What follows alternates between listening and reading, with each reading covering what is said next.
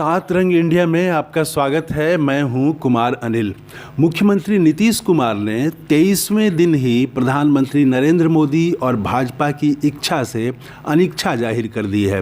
प्रधानमंत्री और भाजपा की रणनीति का आंख मूंदकर समर्थन करने, हाँ में हाँ मिलाने से इनकार कर दिया है।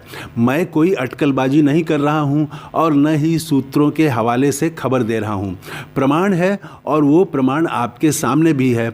मैं तो बस उसके मायने बता रहा हूं जिस पर अनेक लोगों ने ध्यान नहीं दिया और मुख्य मीडिया तो बताएगा ही नहीं, क्योंकि यह खबर एनडीए और भाजपा के खिलाफ जाती है।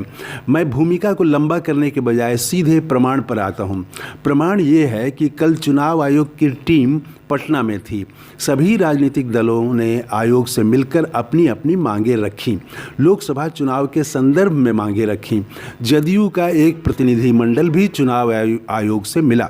राजद कांग्रेस के नेता भी मिले। राजद और कांग्रेस की दूसरी पंक्ति के नेता चुनाव आयोग से मिले, लेकिन जदयू की प्रथम पंक्ति के नेता पूर्व अध्यक्ष और सांसद ललन सिंह के नेतृत्व में पार्टी का प्रतिनिधिमंडल चुनाव आयोग से मिला।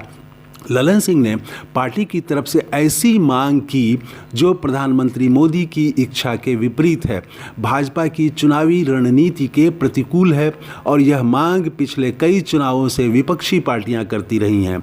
विपक्षी दलों की मांग को ही जदयू ने अपनी मांग के रूप में चुनाव आयोग के सामने रखा। जदयू ने चुनाव आयोग के सामने 3 मांगें रखी, जिसमें पहली और सबसे प्रमुख मांग थी कि लोकसभा चुनाव 7 चरणों में न हो, अधिक से अधिक 3 चरणों में हो। ललन सिंह ने मीडिया को वजह भी बताई कि चुनाव लंबा होने से पार्टी और प्रत्याशी का खर्च बढ़ता है, चुनाव प्रचार अधिक दिनों तक करने में परेशानी होती है। जदयू और ललन सिंह की इस मांग को साधारण न समझें, इसमें पूरी राजनीति है। सवाल है, चुनाव लंबा होने से किसे फ़ायदा होता है? जवाब एक ही है, भाजपा को। प्रधानमंत्री मोदी को पूरा समय मिलता है। भाजपा के पास धन की कमी नहीं है। वहीं विपक्षी दल चुनाव लंबा खींचने पर परेशान हो जाते हैं। उनके लिए प्रचार का टेम्पो बनाए रखना मुश्किल हो जाता है। अखबार में पूरे पन्ने का विज्ञापन भाजपा का आता रहता है। विपक्षी दल 1-2 दिन तो अखबार में विज्ञापन दे सकते हैं, लेकिन महीने भर अखबार में पहले पन्ने का विज्ञापन देना उनके वश में नहीं है। और टीवी में भी प्रचार आता है और आजकल तो विज्ञापन यूट्यूब पर भी आते हैं। वहीं भाजपा को कोई परेशानी नहीं, बल्कि उसकी रणनीति रही है कि चुनाव लंबा करके विपक्ष को थका दो और मैदान मार लो। 2019 लोकसभा चुनाव 7 चरणों में हुए थे। 11 अप्रैल से 19 मई 2019 तक चुनाव हुए थे, यानी 39 दिन चुनाव चले थे। चुनाव की घोषणा मार्च में ही हो गई थी, यानी 2 महीना चुनाव प्रचार। टीवी, अखबार और डिजिटल मीडिया में 2 महीने तक विज्ञापन देना विपक्ष के लिए संभव नहीं। वहीं भाजपा को इसमें कोई परेशानी नहीं, बल्कि आप गौर करेंगे तो टीवी, डिजिटल मीडिया पर अभी से भाजपा के प्रचार आने शुरू हो गए हैं। लंबे चुनाव में विपक्ष का टिकना कठिन हो जाता है। अब तो हाल ये है कि विधानसभा चुनाव भी कई चरणों में होते हैं।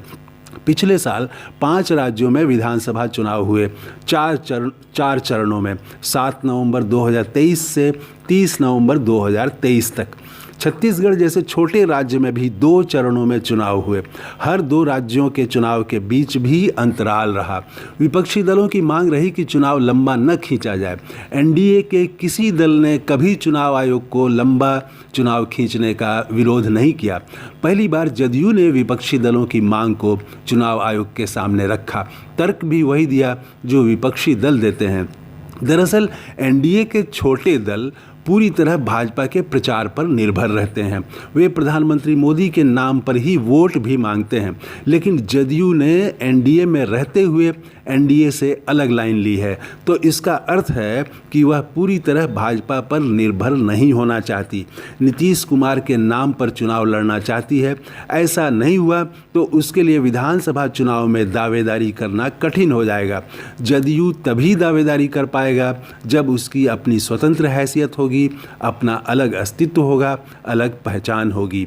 जदयू नेतृत्व ने 7 चरणों में चुनाव का विरोध करके एनडीए में रहते हुए भाजपा भाजपा से अलग अपने लिए एक लकीर खींचने की कोशिश की है।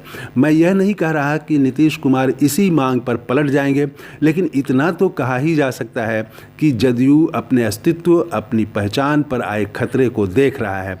इतना तो कहा ही जा सकता है कि एनडीए में सब कुछ मीठा मीठा नहीं है और भीतर भीतर खींचतान शुरू हो गई है। तो ये है मेरा नया वीडियो। आपने इस चैनल को अभी तक सब्सक्राइब नहीं किया है तो ज़रूर कर लें। थैंक यू, धन्यवाद, जय हिंद।